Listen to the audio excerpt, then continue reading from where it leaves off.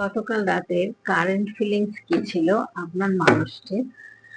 সেটাই দেখবো এখন। ম্যাজিশিয়ান এসছে, ভীষণ পজিটিভ কার্ড। এখানে এসছে কিং অফ কাপস। যাই হোক, এখানে মেজর আরকানা ঢুকে গেছে দেখছি, মাইনর আরকানা ঢুকেছে, মেজর আরকানা ঢুকেছে, ফুল কার্ড এসছে। নতুন করে উনি কিন্তু শুরু করতে চাইছেন, কোনো একটা ম্যাজিক হোক চাইছেন, কিন্তু উনি প্রচুর ডিপ্রেশনের মধ্যে রয়েছেন, কারণ উনি হ্যাংম্যান হয়ে রয়েছেন।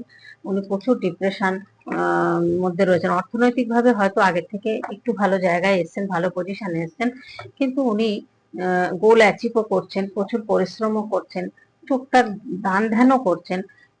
কিন্তু যে প্রতিযোগিতাগুলো লড়ছেন বা একটা ভিতরে যে লড়াইটা ওনার চলছে, সেটা উনি কিন্তু প্রকাশ করছেন না, বা উনি আপনার কাছে অনেক কিছু গোপন করে গেছেন, অনেক কিছুই উনি জানাতে চাননি বা বলতে চাননি আপনাকে।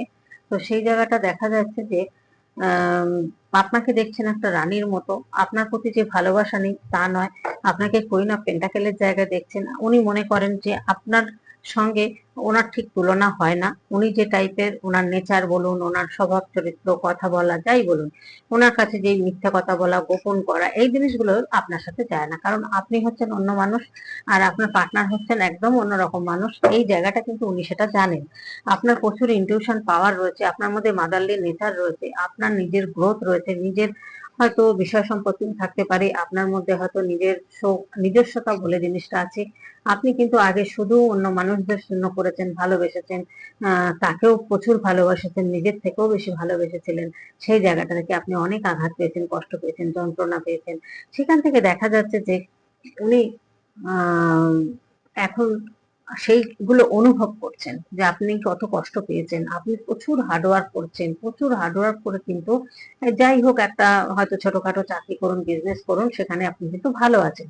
সেই ভালোটা বন্ধুরা আপনারা থাকুন। আমি বলবো যে এর কার্মা যদি ব্যালেন্স যতক্ষণ না হচ্ছে, ততক্ষণ কিন্তু উনি আসতে পারবেন না আপনার কাছে।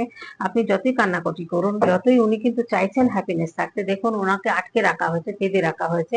উনি মনে করছেন আমাকে বেঁধে রাখা হয়েছে, কিন্তু বেঁধে কিন্তু অরিজিনালি রাখা নেই, কারণ যেটা করা হচ্ছে স্পেল করা হয়েছে। ওনাকে কিন্তু বেঁধে যে শারীরিক বাঁধা যেটা দেখানো হচ্ছে, এটা সেটা নয়, এটা হচ্ছে মনের দিক দিয়ে, ব্রেনের দিক দিয়ে ওনাকে কিন্তু বেঁধে রাখা হয়েছে, যার জন্য উনি কিন্তু এখান থেকে বেরোতে পারছেন না। উনি চিন্তা করছেন যে এখান থেকে কিভাবে বেরোবেন, কিভাবে একটা ম্যাজিক করা যাবে।